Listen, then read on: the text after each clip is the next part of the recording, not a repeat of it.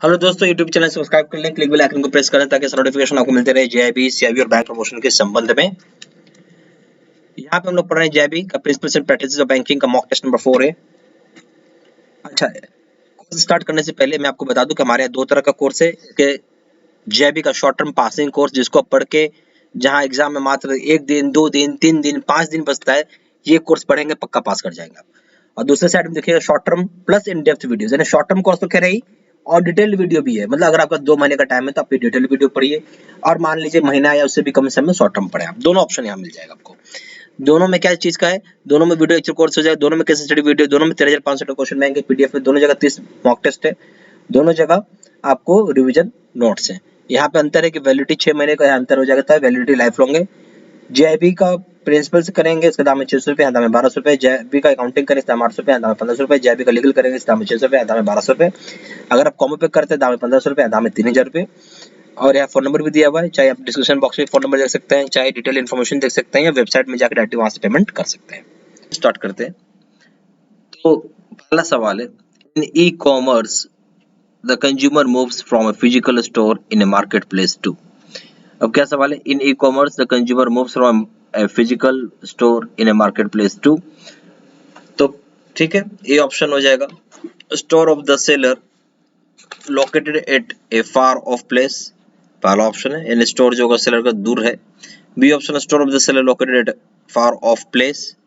सी option है, the store of the seller near the house of the buyer, जो store होगा seller का वो घर के नजदीक होगा बायर का। डी ऑप्शन है ऑल द अबव। देखिए इस केस में क्या हो जाएगा, ई कॉमर्स उन लोगों के लिए बहुत फायदेमंद होता है जिनका घर स्टोर से दूर होता है, तो सही ऑप्शन हो जाएगा B. Question number 2, adjusted net bank credit is. अब एडजस्टेड नेट बैंक क्रेडिट क्या होता है? ए ऑप्शन है एनबीसी प्लस एफसीएनआर डिपॉजिट, ठीक है। बी ऑप्शन हो जाएगा NBC plus investment in non SLR bonds in STM category plus investments eligible as priority sectors plus deposits with NABARD for non fulfilment of priority sector target.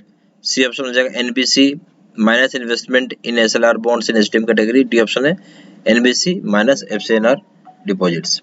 तो आपको यहाँ पे ये बताना होगा कौन सा ऑप्शन सही है एडजस्टेड नेट बैंक क्रेडिट के लिए, ठीक है। तो इस केस में जो आप देखेंगे, जो सही ऑप्शन हो जाएगा वो हो जाएगा बी, यानी NBC plus investment in non SLR bonds in STM category plus investments eligible as priority sector plus deposits with NABARD for non-fulfillment of priority sector target। सही ऑप्शन क्या हो जाएगा बी, ठीक है। Question number 3, for Indian banks including private banks which of the following target is not applicable. बोलता है इनमें से भारतीय बैंक को भी इंक्लूड कर दिया गया है, जिसमें कि इंक्लूड कर रहे हैं प्राइवेट बैंक को, तो कौन सी ऐसी टारगेट है जो नहीं एप्लीकेबल, यानी नहीं करना है। ए ऑप्शन ओवरऑल टारगेट है आपका 40% ऑफ एएनबीसी। एएनबीसी क्या होता है? Adjusted net bank credit, full form क्या है एएनबीसी का? एडजस्टेड नेट बैंक क्रेडिट बोलते हैं। बी ऑप्शन हो जाएगा agriculture loan 18% of ANBC. C option weaker section 10% of ANBC. D option micro and small enterprises 10% of ANBC. देखिए इसमें तीन आपको जो ए बी सी है तीनों ऑप्शन है, यानी ओवरऑल टारगेट आरबीआई का सेट है 40% आपको एएनबीसी में, जो भी एडजस्टेड नेट बैंक क्रेडिट उसका 40% आपको ओवरऑल टारगेट में रहेगा एज प्रायोरिटी सेक्टर। क्या रहेगा? प्रायोरिटी सेक्टर में। एग्रीकल्चर लोन भी प्रायोरिटी सेक्टर में आता है, यहाँ भी 18% रखा गया एएनबीसी में।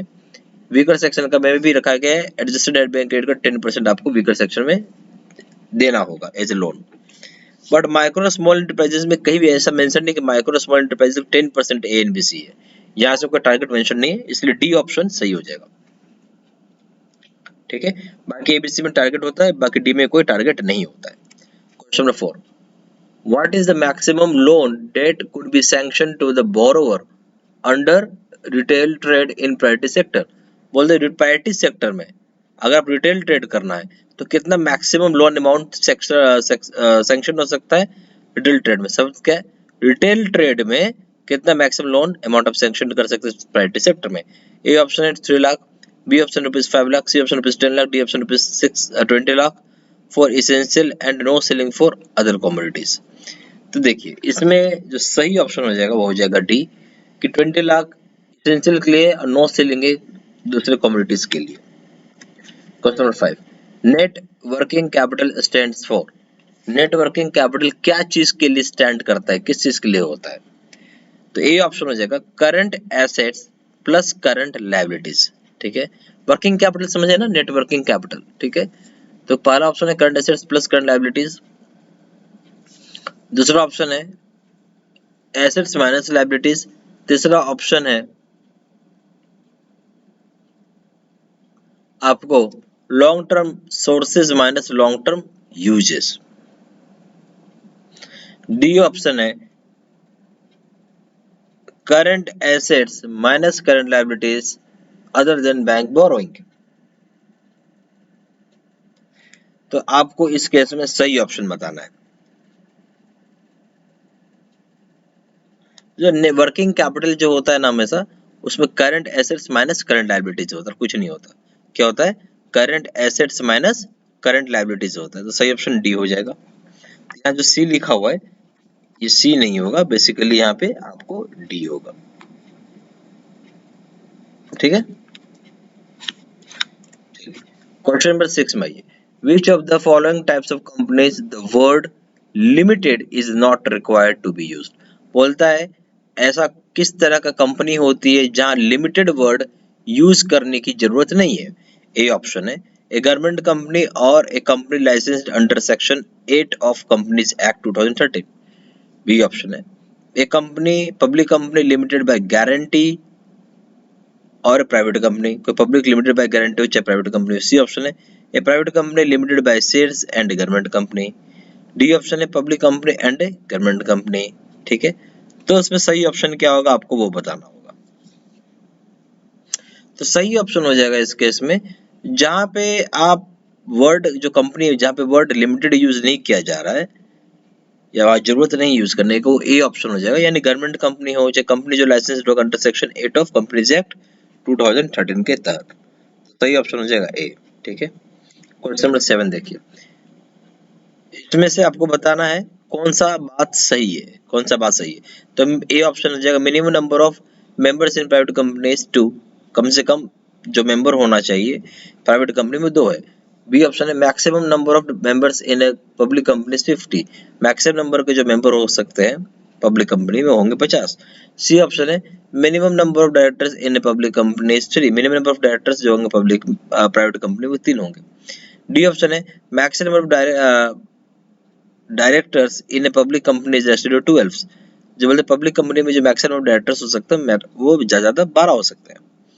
तो कौन सा बात सही है, ये बताना। A option only way, B option है A and D, C option है A C and D, D option है नन ऑफ द अबव।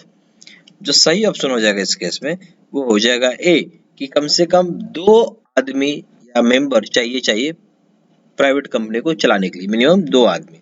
ठीक है, क्वेश्चन नंबर इसलिए इसमें हो जाएगा ए हो जाएगा। ठीक है, question eight whenever a company wants to obtain loan and for that purpose creates a charge on its assets, the registration of which of the following charges with ROC is not essential।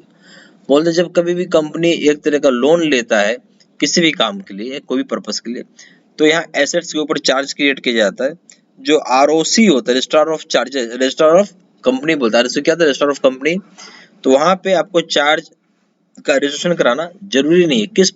कौन सा ऐसा charge होता है इसका registration कराना जरूरी नहीं है। ए ऑप्शन है charge on uncalled share capital, B option है a charge to secure debenture, C option है a charge on immovable, D option है charge on any type of movable property.